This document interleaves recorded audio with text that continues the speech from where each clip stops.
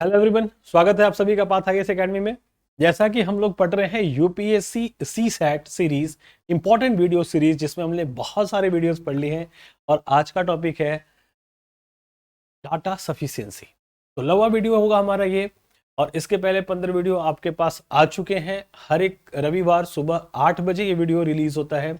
Exam से पहले हो सके फास्ट फॉरवर्ड करके जैसे भी एक बार इस वीडियो को आप देखिए। आपका 1 घंटा आपके सीसेट को काफी इजी बना सकता है। 1 घंटे का वीडियो है, फास्ट करोगे तो कम टाइम में भी इसको देख सकते हो। तो चलो, डाटा सफिशिएंसी से अब तक यूपीएससी के हिस्ट्री में या किसी भी एग्जाम के हिस्ट्री में 2023 में एक चैप्टर से सबसे ज्यादा क्वेश्चन पूछने वाला ये चैप्टर है। तो आप बताइए कि 2023 में कितना क्वेश्चन डाटा सफिशिएंसी से पूछा था, या फिर किसी एक चैप्टर से मैक्सिमम कितना क्वेश्चन पूछा जा सकता है। तो इसका आंसर इसी पीडीएफ में है, इसी पेज में है। बट आप कमेंट कीजिए एक बार। बाकी थोड़ी देर के बाद जैसे हम लोग प्रीवियस ईयर क्वेश्चन को सॉल्व करने चलेंगे तो देखेंगे कि एक चैप्टर से कितना क्वेश्चन पूछा है। ठीक है, ये सरप्राइज कर देने वाली बात है। और मैं कई बार आपको क्लास से बोल रहा था कि डाटा सफिशिएंसी कोई एक पर्टिकुलर चैप्टर नहीं है, ये एक मैथ्स और रीजनिंग ये जितने भी चैप्टर है सबका कॉम्बिनेशन है। और इसमें आपको किसी क्वेश्चन का आंसर नहीं करना होगा, सिर्फ ये बताना है कि जो क्वेश्चन आपसे पूछा गया है उसका आंसर करने के लिए जो भी स्टेटमेंट आपके पास है उसमें से कौन सा स्टेटमेंट सफिशिएंट है और कौन सा स्टेटमेंट सफिशिएंट नहीं है। लाइक स्टेटमेंट 1 सफिशिएंट है और स्टेटमेंट 2 सफिशिएंट नहीं है, तो आंसर करना है ऑप्शन ए। स्टेटमेंट 2 सफिशिएंट है, स्टेटमेंट 1 सफिशिएंट नहीं है, देन ऑप्शन। अगर दोनों सफिशिएंट नहीं है तो आपको चेक करना है कि दोनों को मर्ज करके आंसर लाया जा सकता है क्या। अगर दोनों एक साथ मिलकर आंसर करते हैं तो फिर आपका ऑप्शन होगा डी। और दोनों एक साथ ऑप्शन मिलकर आंसर नहीं करते हैं तो उसके लिए भी ऑप्शन होगा। और लास्ट केस कि पहला भी आंसर अकेले कर सकता है और दूसरा भी आंसर अकेले कर सकता है, तो आपको आंसर करना होगा ईदर 1 अलोन और ईदर 2 अलोन। इस 4-5 तरीके से आपका ऑप्शन आएगा। कैसे कैसे आएगा इसको हम क्वेश्चन के साथ देखेंगे और सीखेंगे। बट एक एग्जांपल मैं आपको बताता हूं। जैसे मेरी उम्र क्या है, ये प्रश्न है, आप आंसर बता सकते हो। अगर मैं कहूं कि मेरा डेट ऑफ बर्थ ये है, मैं अब एक डेट बता दिया, ईयर बता दिया, तब तो आप फाइंड कर सकते हो। और फिर मैं कहूं कि मैं अपनी मम्मी से 35 साल छोटा हूं, तो फिर मेरी उम्र क्या है। तो एक बार आपको बताया था कि एज गैप पता चल जाता है तो फिर वो कभी खत्म नहीं होता। मेरी मम्मी ने मुझे जन्म दिया है और उनसे मैं 35 साल छोटा हूं, इसका मतलब है मैं 35 साल का हूं। ठीक है, ये भी हमारा एज पता चल सकता है। तो ऐसा क्वेश्चन 2022 में पूछा है यूपीएससी। ये यूपीएससी के क्वेश्चन की बात कर रहा हूं मैं। तो आइए स्टार्ट करते हैं इस सेशन को। बड़ा ही बेहतरीन होने वाला है। बहुत सारे प्रीवियस ईयर लाया हूं। 5-7 क्वेश्चन से हम कॉन्सेप्ट क्लियर करेंगे और फिर प्रीवियस ईयर देखेंगे। ये सारे टॉपिक हमने पढ़ लिया है पहले। हर एक रविवार को सुबह संडे को सुबह 8 बजे ये वीडियो आपको मिल जाता है। तो आप प्ले लिस्ट से भी आप सारी चीजों को देख सकते हैं। पहला question, what is Sonalika's rank from the top in class of 60 students. हमें सोनालिका का रैंक चाहिए, कहां से, from the top in the class of 60 students. मैंने आपको बताया था कि जब टोटल नंबर ऑफ स्टूडेंट पता हो और किसी एक स्टूडेंट का आपको रैंक चाहिए, तो टॉप से चाहिए तो बॉटम से पता होना चाहिए, बॉटम से चाहिए तो टॉप से पता होना चाहिए। और अगर टोटल नंबर फाइंड करना है तो बोथ एंड, दोनों तरफ से उसका पोजीशन अगर आपको पता है तो प्लस करके 1 माइनस कर देंगे। देखते हैं क्या दिया है इसमें। Statement 1, there are 5 students between Sonalika and Tej. Sonalika और तेज के बीच में 5 छात्र हैं। तो इससे सोनालिका का रैंक पता चलेगा क्या। 60 स्टूडेंट में सोनालिका कहाँ है, उन दोनों के बीच में 5 है, इससे आपको सोनालिका का रैंक पता नहीं चलता। स्टेटमेंट 1 अकेले आंसर नहीं दे सकता। Statement 2, Tej is 7th from the top. तो तेज को बोला है ना कि टॉप से 7th पर है। सोनालिका ये चलो तेज है, अब सोनालिका इसके ऊपर है कि नीचे है कुछ पता नहीं चलेगा। तो दूसरा भी अकेले सफिशिएंट नहीं है और दोनों को मर्ज करके भी सफिशिएंट नहीं है। यही 3 तरीके से चेक करना है। सिंगल पहले देखो, स्टेटमेंट 1 फिर स्टेटमेंट 2, दोनों अगर फेल हो जाते हैं तो फिर दोनों को मर्ज करके, दोनों को मर्ज करके भी नहीं मिलता तो आंसर क्या करेंगे। हाँ इधर देखो, statement 1 alone is sufficient while statement 2 is not sufficient, then answer है। तो दोनों में से कोई भी सफिशिएंट नहीं है, तो ये भी एलिमिनेट, ये भी एलिमिनेट। ये कब देना था, स्टेटमेंट 2 इज सफिशिएंट, तो ये भी सफिशिएंट नहीं है, दोनों सफिशिएंट नहीं है। तो नीदर स्टेटमेंट 1 अलोन और non statement 2 alone sufficient to required to answer the question. ठीक है, कि दोनों नहीं कर सकते, अलग अलग भी और मिलके भी। तो हमारा आंसर पहला क्वेश्चन है। दूसरा क्वेश्चन देखते हैं। वीडियो को स्टॉप कीजिए और सोचने की कोशिश कीजिए, इसके बाद फिर वीडियो को प्ले कीजिए। A B C D and E stand in a row from a photograph. ये भी रैंकिंग से है या फिर सिटिंग अरेंजमेंट से भी कह लो कि 5 लोग हैं एक लाइन में खड़े हैं फोटोग्राफी के लिए। Who is standing fourth from the left, left fourth, इधर से first second third fourth position हमें चाहिए। स्टेटमेंट 1 अकेले चेक करना है इसको, E is the person standing in the middle. तो स्टेटमेंट 1 के अकॉर्डिंग अगर 5 लोग हैं तो ई मिडल में है। ठीक है, तो इससे मिडल में थर्ड पोजीशन पर है, तो फोर्थ पोजीशन पर कौन है हमें पता नहीं चल सकता, इसलिए ये एलिमिनेट हो गया। अब second, A and B are neighbours of E. E के पड़ोसी कौन है, ए और बी, ऐसे भी हो सकता है, या ई के पड़ोसी बी और ए, तो यही से फिक्स नहीं हुआ। और ई के पड़ोसी से क्या मतलब है, हमें पोजीशन तो पता नहीं चल बता रहा है कि इसमें कौन सा है, तो ये भी अकेले सफिशिएंट।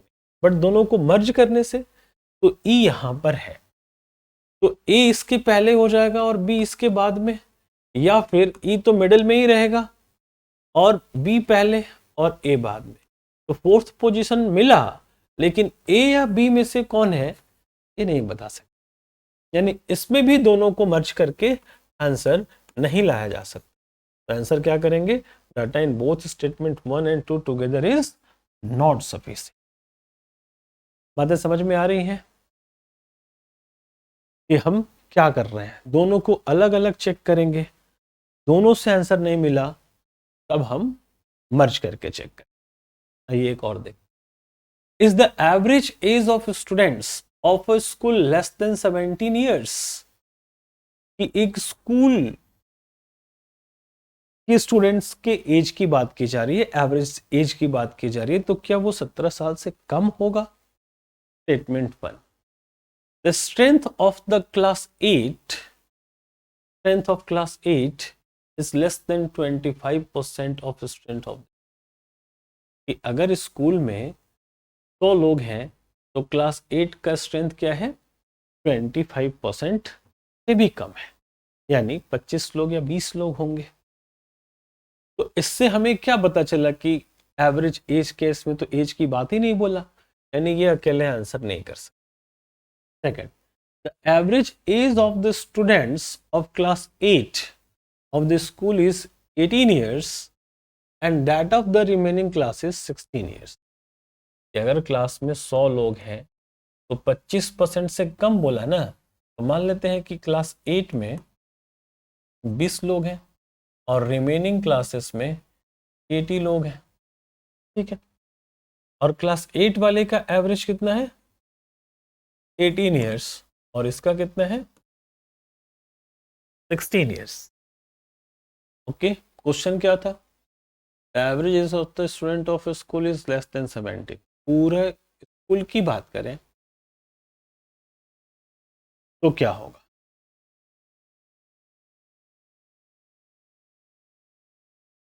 एक मिनट, ये जो 20 और 80 हमने लिखा है ये तो स्टेटमेंट 1 के अकॉर्डिंग लिखा है, तो इसको कुछ देर के लिए एलिमिनेटेड मान दो। ठीक है, इस तीनों को कि अब क्वेश्चन देखो कि क्लास 8 का 18 ईयर है और रिमेनिंग क्लास का 16 ईयर है, ठीक है। तो ओवरऑल जो क्लास है, स्कूल है, उसका एवरेज 17 से कम होगा क्या? तो 18 प्लस 16 को चेक करोगे तो इससे आपको पता ही नहीं चलेगा कि दोनों का एवरेज 17 से कम होगा कि नहीं होगा, ठीक है। दोनों का एवरेज प्लस करोगे तो 17 ही आ जाएगा और ये लेस देन है, तो ये भी आंसर नहीं। लेकिन दोनों को अगर मर्ज करके चेक किया, स्टेटमेंट 1 और स्टेटमेंट 2, तो हम क्या कहेंगे, let the total number of students in school is 100 and then in class 8 is less than 20%। तो कुछ भी आप 20, 10, 5 कुछ भी मान लो, बट 25 से कम। तो दूसरे क्लास में, बाकी क्लास में 80 होंगे।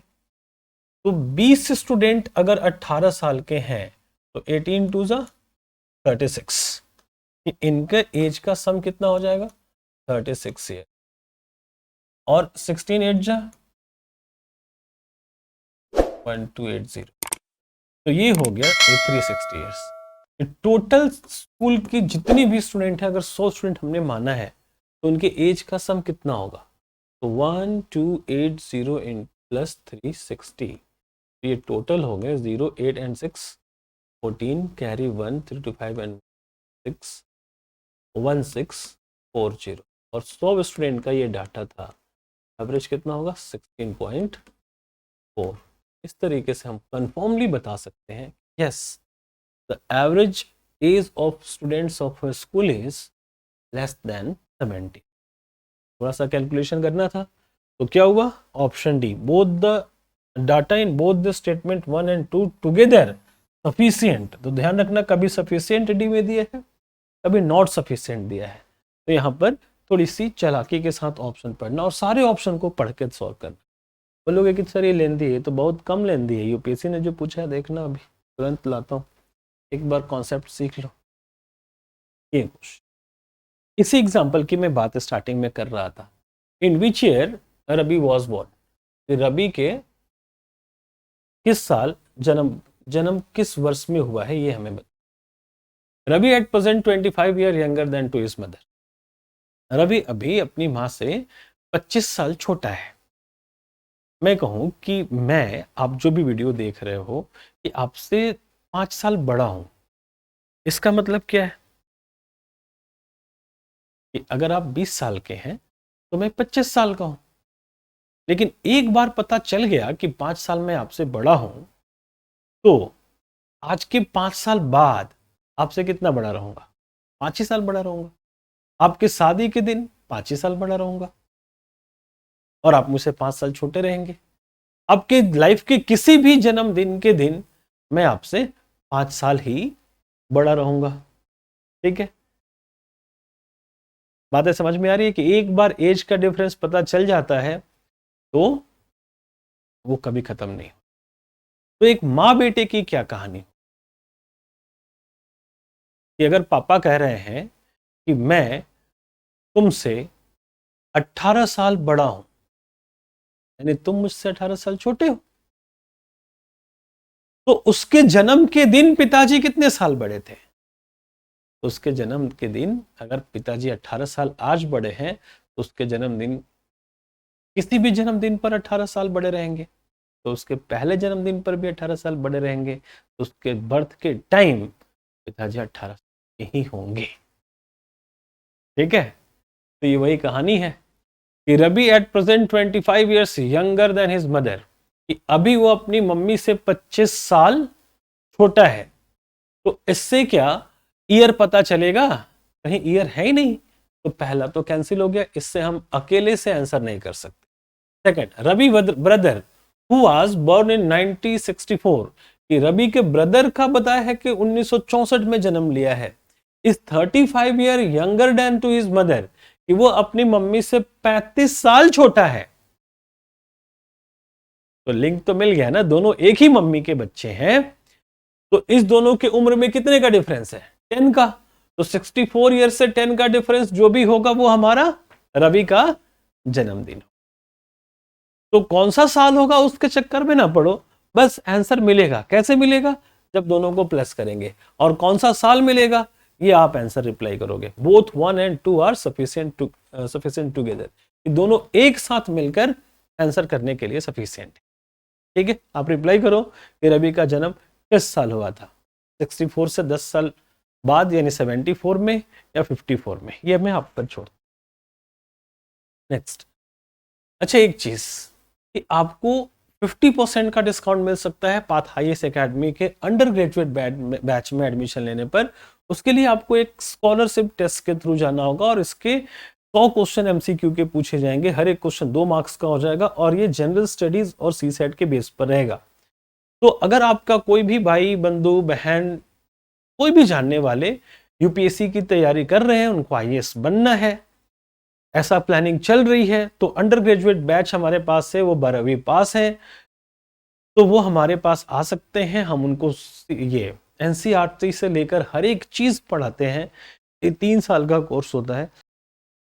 तो इस कोर्स में जो भी आपका एडमिशन फी है, अगर आप ये टेस्ट क्वालिफाई करते हैं, और टेस्ट देने के लिए आप इस क्यूआर को स्कैन कीजिए। 11 से 1 बजे तक 19 मई को इसी महीने में टेस्ट है, तो समय बहुत नजदीक आ चुका है। और ये इस बैच के लिए इस टेस्ट के बाद डेमो है, तो डेमो 4, 5 और 6 जून को है। अगर आप वीडियो देख रहे हो और ये टेस्ट का डेट खत्म हो चुका है तो वैसे भी कोई मतलब नहीं है, लेकिन आप डेमो में आ सकते हो। 4, 5, 6 जून को आप टेस्ट दिए हो या नहीं दिए हो, तो ये 3 दिन का डेमो होगा 5 to 7 अंडर ग्रेजुएट बैच के लिए। और ये नई बैच अंडर ग्रेजुएट के लिए स्टार्ट होने वाली है 7 जून से। इसमें सीट लिमिटेड होते हैं, तो इसलिए आप इस डेमो का और इस डेट का विशेष ध्यान। चलिए आगे, 5वां क्वेश्चन देखो, यूपीएससी 2022। अब मैंने प्रीवियस ईयर ही क्वेश्चन लिए क्योंकि इधर उधर भटकने से ज्यादा अच्छा है, और मैंने वही क्वेश्चन लिए हैं जो टाइप मैंने यहाँ नहीं लिए। ठीक है, या फिर सारे हमारे टाइप्स को फुलफिल कर दे, तो दोनों बात बन जाएगी, क्योंकि बहुत सारा क्वेश्चन पूछा डाटा सब। पहला क्वेश्चन, 5वां question, consider the question and answer to statement below in respect of 3 cities P, Q and R in a state. Question, how far is city P from Q, यानी P और Q का distance हमें बताना है। Statement 1, city Q is 18 kilometre from city R। How far is city P from city Q। तो Q और R का तो रिलेशन पता है, और इसमें Q है R नहीं, तो ये अकेले आंसर नहीं कर सकते। दूसरे में P is 43 kilometre from R। ठीक है, तो इसमें P है और R है, इसमें P है और Q है, तो ये भी आंसर अकेले नहीं कर सकते। अब दोनों को मर्ज करेंगे तो इसमें क्या है, PQ, और इसमें भी P और Q, तो मर्ज करने से देखते हैं कुछ बन सकती है क्या। तो Q is 18 kilometer from city R. Here is the Q and here is the R. The distance is 18 kilo. अब ये R इधर, ऊपर, इधर, नीचे, किस डायरेक्शन में है हमें ये नहीं पता, कॉर्नर में भी हो सकता, लेकिन चलो इसमें देखते हैं। लेकिन कहीं भी होगा 18 किलोमीटर के डिस्टेंस पर ही होगा। P is 43 kilometre from city R, तो P is 43। अब R से मैं 43 किलोमीटर किधर ले जाऊं, 43 किलोमीटर यहां लाता हूं, तो इसको दोनों को प्लस करना होगा Q और P के लिए। लेकिन ये तो इधर भी हो सकता है ना, लेकिन इधर तो 43 किलोमीटर का गैप ही नहीं है, लेकिन यहां पर P हो सकता है, तो यहां से अगर P रखते हैं तो 43 किलोमीटर फिर तो डायगोनल बन जाएगा।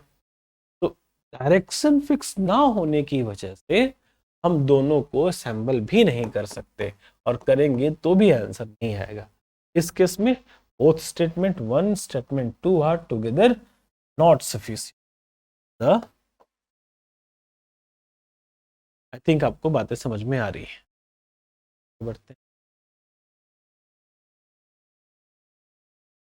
6 person A, B, C, D, E and F are sitting equidistant from each other around a circular table।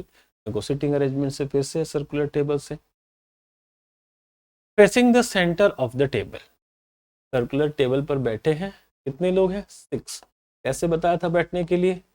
इस तरीके से आमने सामने बैठेंगे, ये 6 लोग। Who is sitting on the immediate left of A?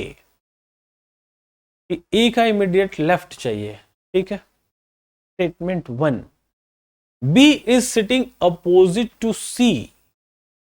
तो बी अगर यहां है तो सी यहां होगा, सी यहां है तो बी यहां होगा। Opposite is not a strong statement. Strong statement search करने को बताया था क्या? लेफ्ट और राइट को सर्च।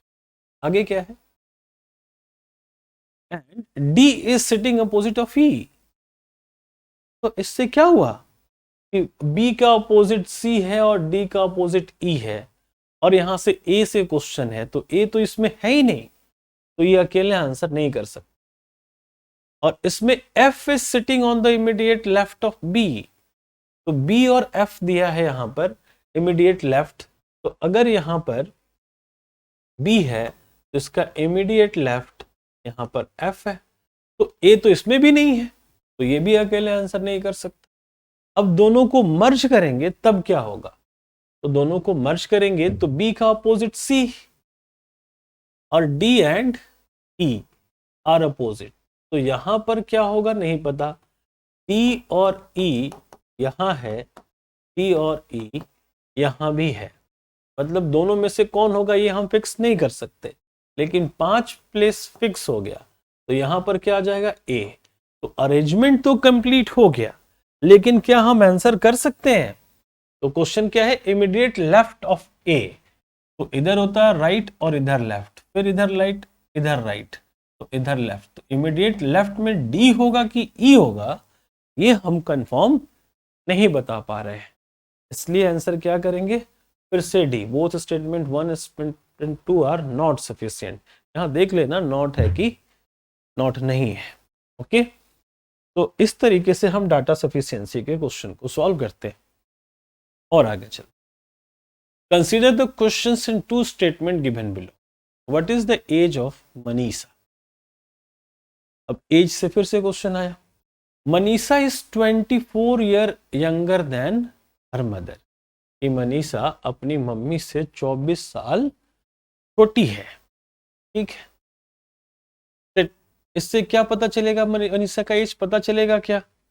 24 साल का एज का डिफरेंस है ना। अब कितना एज है? अब मैं कहूं कि आपके और मेरे बीच के एज का डिफरेंस 10 साल है, तो आपका क्या है मेरा क्या है कहाँ कोई बता? हम में से किसी एक का एज पता होना चाहिए, तो ये तो एज का डिफरेंस है, तो इससे पता नहीं चलेगा।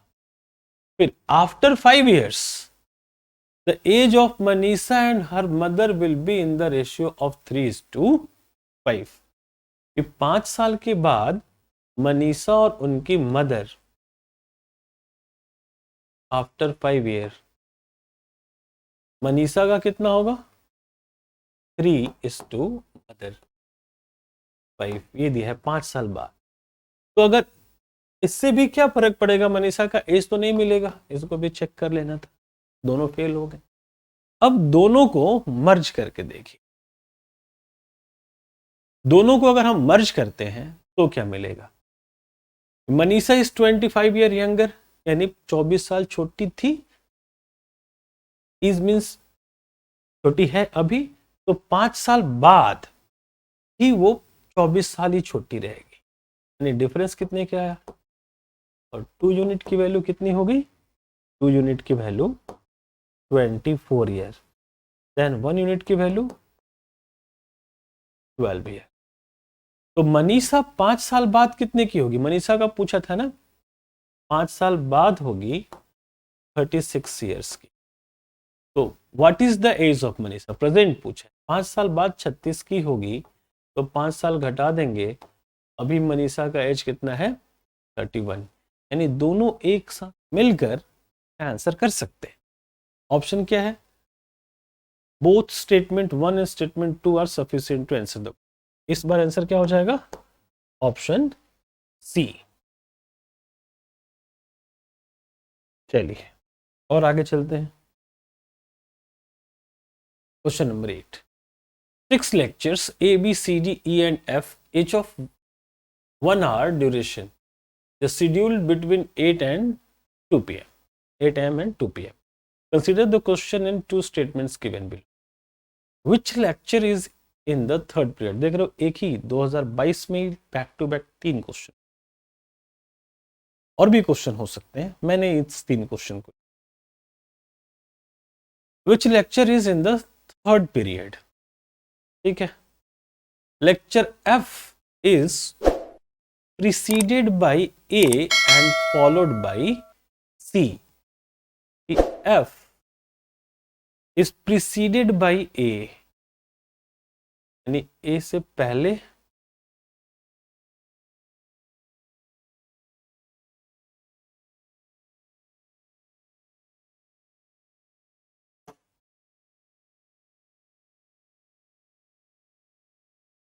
Question number 8.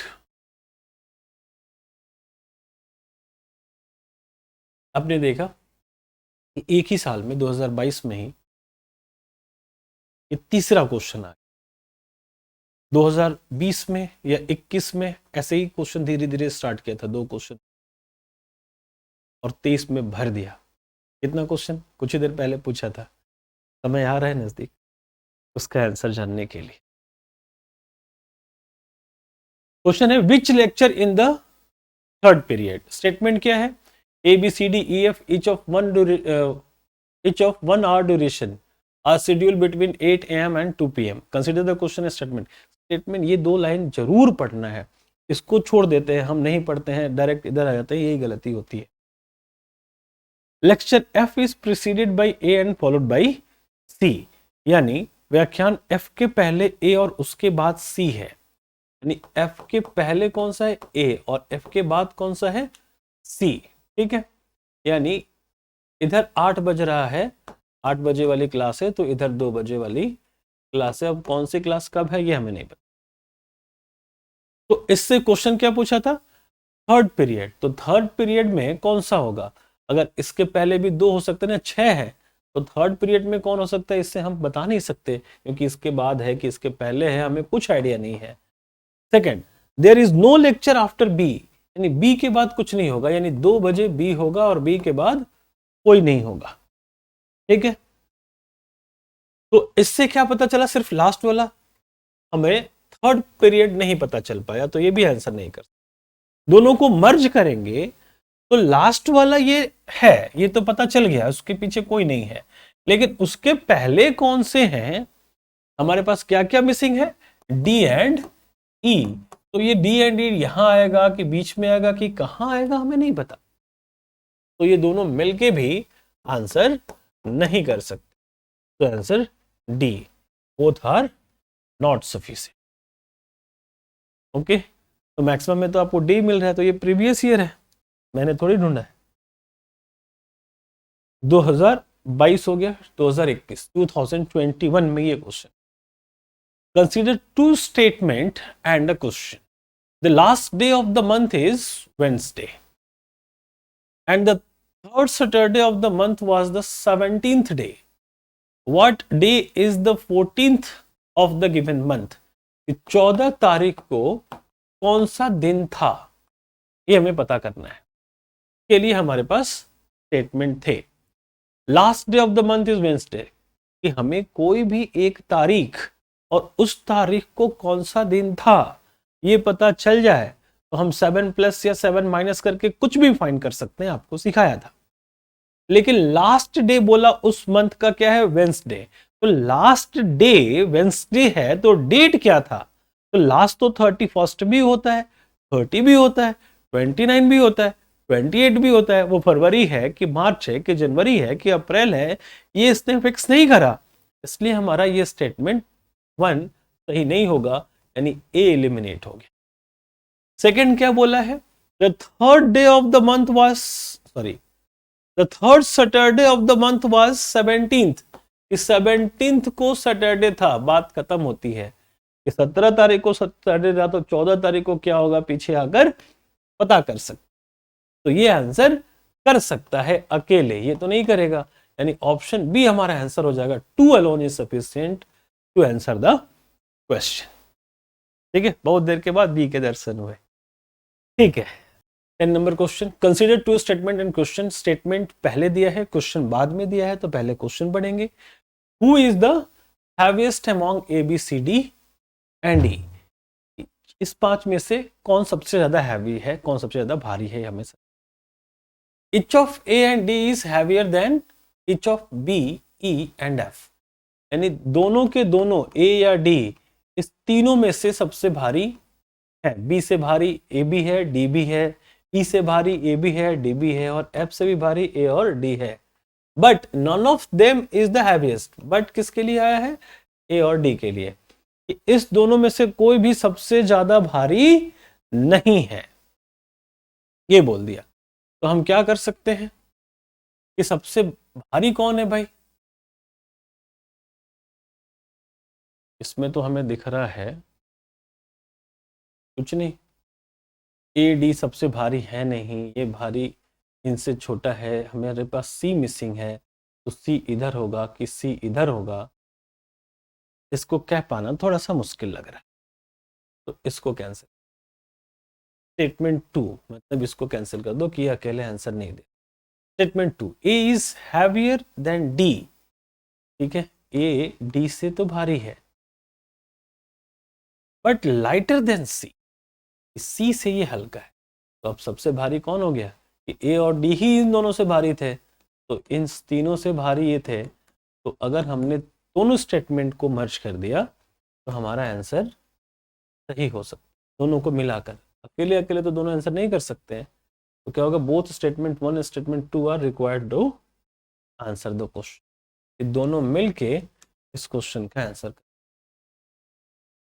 ठीक है, तो ये रहा हमारा 10वां question. 11, consider two statement and a question. फिर से वही, पहले स्टेटमेंट बाद में। What is Seema's rank from the top in the class of 40 student. सही हमने क्वेश्चन स्टार्ट करा था ना कि 40, उसमें 60 थे, इसमें 40 है। ठीक, सीमा का रैंक चाहिए। Priya is 4 rank below Seema and 31st from the bottom. इस सीमा इसमें है, में भी है, और प्रिया का रैंक बोला है कि सीमा से 4 नीचे है। तो सीमा से 4th रैंक नीचे, -4 इज प्रिया।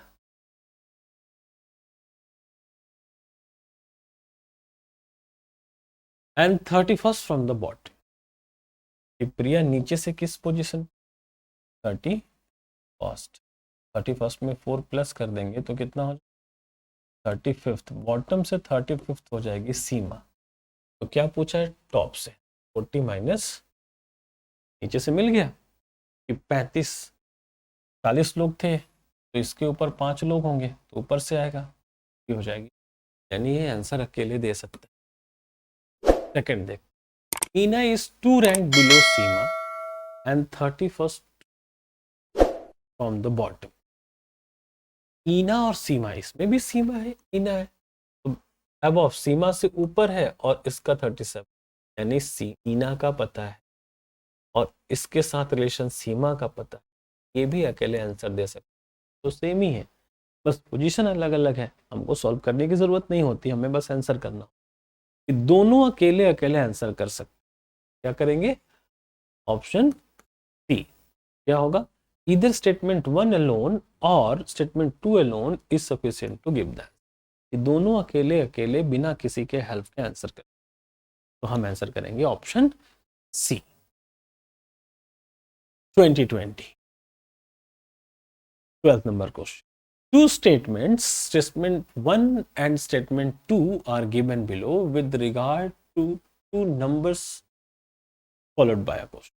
ठीक है, क्वेश्चन क्या है, what are the two numbers, हमें नंबर्स चाहिए, let the numbers are a and b, their product is 21। ऐसा कौन सा नंबर है इसको मल्टीप्लाई करने से 21 आ जाए। ओके, ऐसा कोई नंबर आप जानते हो और उसका सम 10 हो, यानी ऐड करने से 10 हो, तो वो क्या क्या हो सकता है। तो ऐड करने से 10 होने के लिए बहुत सारे नंबर है, 9+1, 8+2, 7+3, तो ये अकेला आंसर नहीं। प्रोडक्ट 21 होने के लिए 7 इंटू 3 21 होता है और 21 इंटू 1 भी 20। तो नंबर 21 1 है कि 7 3, ये भी अकेले आंसर नहीं कर सकता है। अगर दोनों को मर्ज कर देते हैं तो मर्ज करने के बाद क्या होगा? जब दोनों को मर्ज करेंगे तो ये पता चल सकता है कि 7 इंटू 3 21 और 7+3, तो 7+3 10 और 7 इंटू 3 21। तो ये तो ऑब्जर्वेशन से मिल गया, तो हमारा आंसर हो सकता है कि दोनों मिलकर आंसर करें। तो आंसर क्या करेंगे? Statement 1 and statement 2 together are not sufficient. D में तो नॉट है, डी में क्या है? Statement 1 statement 2 together are sufficient to answer the question, but neither statement 1 nor statement 2 are alone sufficient. अकेले अकेले नहीं दे सकते हैं, लेकिन मिलके दे सकते हैं। एकदम क्लियर कर दिया यूपीएससी, तो आंसर टिक कर लेंगे। ठीक है, तो पूरी तरह से ये कॉमन सेंस होता है कि आपको कितना नॉलेज है अपने चैप्टर्स के बारे में। इसलिए डीआई, ये डीएस पूछ रहे, डाटा सफिशिएंसी। डीआई में क्या होता है? 3 चैप्टर का नॉलेज, परसेंटेज, रेशियो और एवरेज। लेकिन इसमें पूरा इंटायर मैथ्स रीजनिंग आ जाता है, इसलिए इसका ट्रेंड बढ़ा, इस साल भी रहेगा। टू स्टेटमेंट्स, फिर से वही क्वेश्चन देखते हैं। Among 4 numbers P Q R and S which one is largest? इस बार 4 नंबर है। Statement 1, R is greater than P as well as Q. लेकिन 4 है ना, आर पी और क्यू से बड़ा हो गया, लेकिन एस से बड़ा है कि छोटा है हमें क्या पता, तो ये आंसर नहीं कर सकते। S is not the largest one, S सबसे बड़ा नहीं है, तो इससे बड़े तो 3 हो सकते हैं, तो हमारा ये भी आंसर नहीं कर सकता। अब दोनों को प्लस करके करें, स्टेटमेंट 1 और स्टेटमेंट 2, तो S is not the largest and R P Q है, तो एस भी कहीं ना कहीं इधर ही आ जाएंगे। अब इस तीनों में से कौन बड़ा कौन छोटा है नहीं पता, लेकिन आर सबसे बड़ा है ये पता चल गया, तो दोनों को मिलाने से आंसर क्या होगा? S1 S2 together are sufficient to answer the question, यानी ऑप्शन डी। ठीक है, आगे चल सकते हैं हम लोग। 14 स्टेटमेंट, फिर से, if n is a unique natural number तो है, बट कुछ यूनिक है, ये साधारण नंबर नहीं। Between 10 and 20 then what is n? यदि n 10 और 20 के बीच एक प्राकृतिक संख्या है तो n क्या, यानी खास प्राकृतिक संख्या। Well, n is a prime number. भाई 10 और 20 का रेंज हमें मिला था ना क्वेश्चन, इसके बीच में तो बहुत सारे 4 प्राइम नंबर होते हैं। क्या क्या? 11 13 17 19, तो ये प्राइम नंबर है, कैसे बता सकते? कोई एक रहता तो बताते हैं, तो ये गलत है। फिर n leaves a remainder 1 when divided by 4, तो ऐसे तो बहुत सारे संख्या नंबर हैं जिसको 4 से डिवाइड करोगे तो रिमाइंडर 1 आएगा। ठीक है, तो वो क्या होगा? अकेले ये आंसर नहीं कर सकते, दोनों को मर्ज कर। प्राइम नंबर 4 है, इसमें से कौन सा प्राइम नंबर है जिसको 4 से डिवाइड करने पर रिमाइंडर 1 है? तो 4 से डिवाइड करोगे तो 4 3 12 रिमाइंडर 1, इसको करोगे 4 4 16 रिमाइंडर 1, दो दो मिल गए। अगर कोई एक ही रहता तो बात बन गई थी, लेकिन दो है, क्या कहेंगे? दोनों मर्ज होकर भी आंसर नहीं, तो together are not sufficient, option D. तो ये था आपका डाटा सफिशिएंसी। अब मैं फटाफट कुछ चीजें दिखाना चाहूँ। ये लो, यूपीएससी 2023 और सेट ए में से जो मैंने स्क्रीनशॉट लिया है, जो क्वेश्चन नंबर यहां दिख रहा है वही क्वेश्चन आपके एग्जाम में पूछा था। और ये चीज मैं अब बता रहा हूं कि यूपीएससी 2003 में 16 क्वेश्चन आपके इस चैप्टर से, डाटा से। बोला था ना कि पहले ही पेज में, ये कौन सा वीडियो है? ये 16वां वीडियो है और 16 क्वेश्चन 23 में इस चैप्टर से पूछे। तब पूरा 16 क्वेश्चन सॉल्व कर पाना मुश्किल है, इतना टाइम नहीं होता हमारे पास फिर यूट्यूब में। तो मैं इस सारे क्वेश्चन का आंसर की दिखा देता हूँ। आपके पास क्वेश्चन है, आप चाहो तो इसको वीडियो स्टॉप करके नोट कर सकते हो, स्क्रीनशॉट ले सकते हो। इकट्ठा आपको 16 क्वेश्चन मिलेगा, आपको तो सर्च करने में काफ़ी टाइम लग जाएगा। तो हमने मेहनत आपके कम कर दी है, आसान कर दी है और आंसर भी दे दिया है। और आंसर खुद से कर सको, समझ लो कि यहाँ से 16 क्वेश्चन में प्रैक्टिस दिखा रहा हूँ। कुछ क्वेश्चन को तो अभी सॉल्व भी करूंगा कि आप प्रैक्टिस कीजिए और डाउट आता है तो आप जरूर मिलिए और हमसे बातें। ठीक है, स्वागत है हमेशा आपका पाथागोरस से। तो इसका आंसर क्या होगा? 1 ओनली। और ऐसे क्वेश्चन इवन और ऑड वाला मैंने आपको नंबर सिस्टम वाले वीडियोस में भी कराए होंगे, वहां से भी आप देख सकते। बहुत सारे तो मैं करा चुका हूं। नेक्स्ट क्वेश्चन, तो इसमें हम क्या करेंगे? p के लिए कोई भी प्राइम नंबर ले सकते हैं। प्राइम नंबर क्या होता है? 2, 3, 5, 7, बहुत सारे प्राइम। कंपोजिट नंबर क्या होता है? जिसके जो प्राइम नंबर ना हो और 2 से ज्यादा जिसका फैक्टर हो, लाइक 4, 12, बहुत सारे कंपोजिट नंबर होते हैं। तो ये सबको हम बारी बारी से चेक करेंगे, एटलीस्ट 3 चेक करेंगे तो हमें पता चल जाएगा कि ये हो सकता है कि नहीं हो सकता। तो p plus C divided by p minus, इस दोनों में से किसी को भी प्लस करो, किसी भी पेयर को ऐड करो। ऐड करेंगे तो 4 प्लस 2 6, और दोनों का डिफरेंस 2, 2 से डिवाइड करेंगे तो क्या होगा? 3, तो ये हो गया। अब ये 4 प्लस 3 7, तो 7 वैसे भी किसी से डिवाइड नहीं होता, छोड़ दो। 4 प्लस 5 9, और 9 बाई 1 ऑड ही हो गया। 4 प्लस 7, 7 प्लस 4 11, 11 प्लस 4 15, और 15 को डिफरेंस कितना है? ये 6 से डिवाइड करोगे तो कुछ नहीं। तो चलो 4 से तो बात नहीं, 9 के साथ तो 9 to 11 छोड़ दो इसको। 12 and 2 14 प्लस करने से, और डिफरेंस इसका 10, फिर से फ्रैक्शन आ गया, इवन नहीं आया। अब क्या करो? 4 के साथ, सॉरी 9 के साथ 3 को, 9 and 3, 9 प्लस 3 12, और 9 बाई, देखो यहाँ आ गया ना, प्लस 3 12 आ गया। क्या बोला था? कैन बी इवन, ये इवन किसी भी एक केस में अगर हुआ तो हो सकता है। तो 3 चेक कर। अब क्या बोला है? 2p plus C can be odd. 2p, p क्या था? प्राइम नंबर 2, तो 2 into 2 plus C means composite number 4, तो ये क्या हो गया? 4 प्लस 4, ये तो इवन हो गया, तो ये तो नहीं जमा। और क्या करें? तो प्राइम नंबर 3 है, तो 3 इंटू 2, 2 इंटू 3 6 प्लस, अब 6 प्लस 4 करेंगे तो फिर से 10 आ गया, बट 6 प्लस 4 9 12 कुछ भी कर सकते हैं ना, तो 6 प्लस 9 ले लेते हैं इस बार, तो 6 प्लस 9 15 ऑड आ गया। यहाँ से भी हो सकता था 2 इंटू 2 4, यहाँ पर हम 4 ना लेके 9 ले लेते, 4 एंड 9 13 आ गया, तो यहाँ से भी हो सकता है। तो ये भी हमारा सही आंसर है।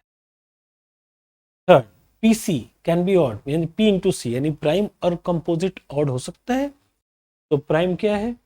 2 इंटू 4 8 नहीं, बट 2 इंटू 9 18 नहीं, तो ये अब 3 के साथ चेक करो, 3 इंटू 9 27, तो ये भी हो सकता है। ये ऑप्शन क्या हो गया? थर्ड, 1 2 और 3 तीनों के तीनों सटिस्फाई। तो इस तरीके से पूछा, सही ऑप्शन है। ये नहीं पूछा कि आंसर देने के लिए क्या सफिशियंट है, बट हम डाटा सफिशियंसी की तरफ। ये लो, ये भी एक बेहतरीन क्वेश्चन है कि आपसे पूछा था अ बॉक्स कंटेन 14 ब्लैक, ये तो कई बार क्लास में भी पढ़ा चुका हूँ। ऑप्शन क्या होगा? दोनों के। डाउट है तो next question, consider following statement, A is older. ये पूरी तरह से डाटा सफिशिएंट नहीं है, बट ऑप्शन के ऊपर ऑप्शन अरेंज किया गया है, सारे के सारे सही होंगे, ये मैं आपको प्रैक्टिस। नेक्स्ट, ये 39 नंबर क्वेश्चन था, सेट ए का। क्या है? Consider the following including the question and statement. There are 5 members A B C D E in a family, what is the relation of each? Blood relation. चलो blood relation से मैंने नहीं पढ़ा है तो पढ़ा देता हूँ। Relation of E to B, ठीक है, क्या ढूंढना है हमें, ई का बी से क्या संबंध, किससे, बी से, किसका, ई का। तो पहले क्वेश्चन मार्क कर लो, नहीं तो उल्टा पुल्टा भी आंसर कर लेते। अब हम सॉल्व करेंगे स्टेटमेंट 1। चारों के चारों स्टेटमेंट को सॉल्व करोगे आंसर मिल जाएगा, पहले से टिक लगा हो। A and B are married couple, तो ए और बी है तो अकेले आंसर नहीं कर सकता, बट मैरिड कपल को हम क्या कहते हैं, एक पॉजिटिव होगा एक नेगेटिव होगा, यानी एक प्लस महिला होगी एक माइनस फीमेल होगी, माइनस को फीमेल और प्लस को मेल कहते हैं, इससे आंसर नहीं आ सकता। D is the father of C, E और बी देखो, ई और बी किसी में भी नहीं है, यानी अकेले तो कोई आंसर नहीं कर सकता, और बी यहां पर है और ई यहां पर है, तो इस दोनों से कुछ बात बनेगी क्या, तो A and B are married and D is E is D son, E is son and D son, ऐसे बनेगा, इसको हमने ड्रॉ कर लिया। A and B are married couple, तो ई डी है, और ई और डी के साथ जो कनेक्टेड स्टेटमेंट होगा उसको लेंगे, इसके साथ तो ये जमेगा ही नहीं।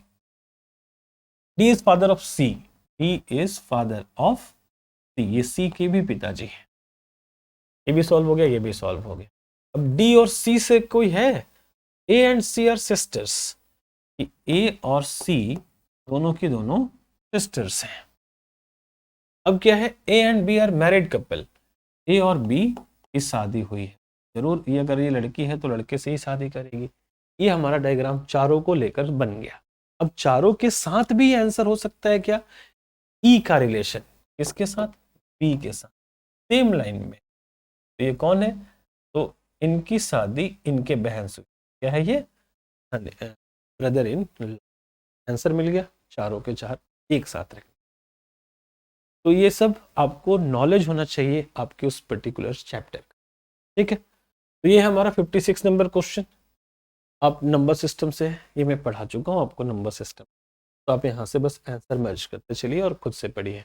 इसको भी p minus Q is positive, चलो आंसर ले लो 57 नंबर, फिर टाइम कम है। अच्छा ये सिर्फ इंग्लिश में ही है, तो भी देख लेते हैं एक बार है क्या। 60% कॉफ़ी 15, इससे बन जाएगा, ये क्या कहते हैं वेन डायग्राम से। अब एक बार सॉल्व करके देखना इसको भी, बाकी ये हिंदी में ही है। 3 अंकों की संख्या, वह संख्या क्या है, अंकों का योगफल अंकों के गुणनफल के बराबर है, यानी उनका सम और प्रोडक्ट दोनों इक्वल है। वो संख्या उस संख्या के अंकों के योगफल से विभाज्य है, यानी जो नंबर दिया है उस नंबर के डिजिट के सम से डिविजिबल है। आपके पास है, ऐसा नंबर सोचिए, और क्या ऐसा कोई नंबर हो सकता है, कीजिए। ये सारे हिंदी वाले क्वेश्चन है। एज से क्वेश्चन, ये फिर से एज वाला क्वेश्चन मैं आपको पढ़ा चुका हूँ, फिर से इसको स्किप कर रहा हूँ। आंसर बी है इसका, 5, 10 चांदी के सिक्के हैं, विचार कीजिए।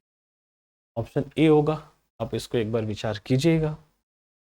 अब यहाँ से पर ये विचार करना है आपको, P into Q, P minus T, blood relation, coded blood relation, आप देख ले।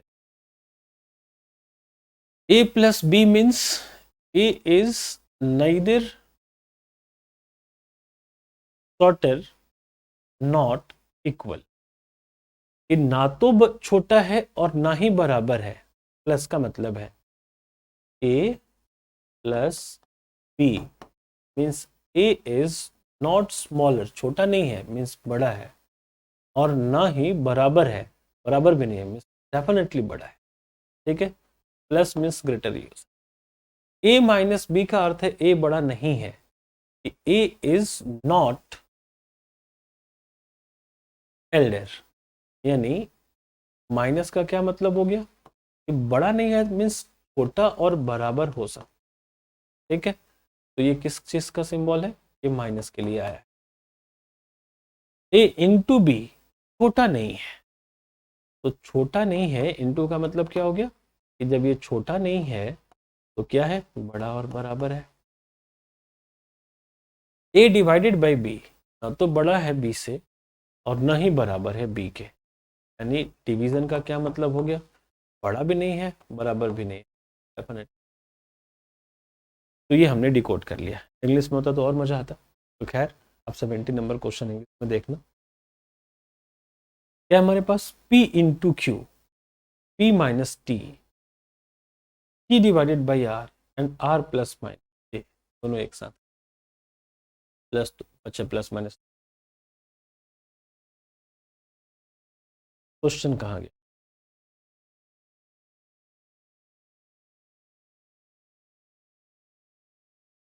P इंटू क्यू मीन्स, इसको मैं सॉल्व कर रहा हूं, into means A is greater then और इक्वल्स B, यानी P is greater than equal Q।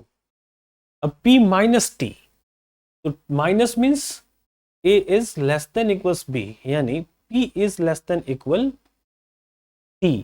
तो P छोटा होगा, इसको मैं सॉल्व कर रहा हूं, क्या होगा? P इज लेस देन और इक्वल T, तो P is less than equals T, okay, and T divided by R, divided means ये T is smaller than R, तो T is smaller than R, set हो रहा है।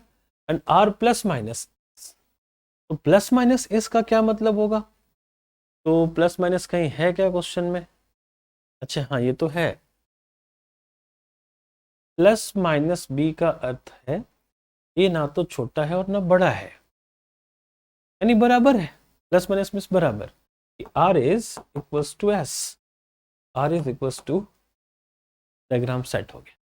अब हम यहां से कंक्लूजन देखेंगे कि T plus Q plus minus T, तो क्यू और टी नो नो नो छोटा है, ये गलत हो गया। H plus Q, plus means what? Greater, यानी S is greater than Q, S is greater than Q. कथन से केवल निष्कर्ष निगमित जाया। तो ये था, डाटा सफिशिएंट नहीं था, बट उसी के जैसा एक क्वेश्चन जो मुझे अच्छा लगा। तो खैर एक दो क्वेश्चन कम कर लो तो वो 14-15 क्वेश्चन, ये डाटा सफिशिएंसी है। तो इसका आंसर ऑप्शन डी मैंने दिया है। इसके आगे आते हैं 78 नंबर क्वेश्चन, ये भी कुछ वैसा ही है, कौन सा सही है कौन सा गलत है, तो स्टेटमेंट है, आपको आंसर करना है। आंसर 1 होगा। ये क्यूबॉइडल बॉक्स है, डायमेंशन वेट ये भी क्लास में बताया है, ऑप्शन ए। क्वेश्चन देखते चलिए, और ये हो गया। अच्छा अभी तो और भी इसमें क्वेश्चन थे, वो पेयरिंग वाला, पेयर ऑफ शूज वाले, तो खैर ठीक है, आपको जो भी इस वीडियो में क्वेश्चन प्रीवियस ईयर नहीं दिख रहे हैं तो वो क्वेश्चन आप इस कमेंट्स करके पूछ सकते हो, मैं उसका सोल्यूशन आपको बताऊंगा, या फिर पाथाई विजिट कर सकते हो। ओके, इस वीडियो में इतना ही, मिलते हैं अगले वीडियो।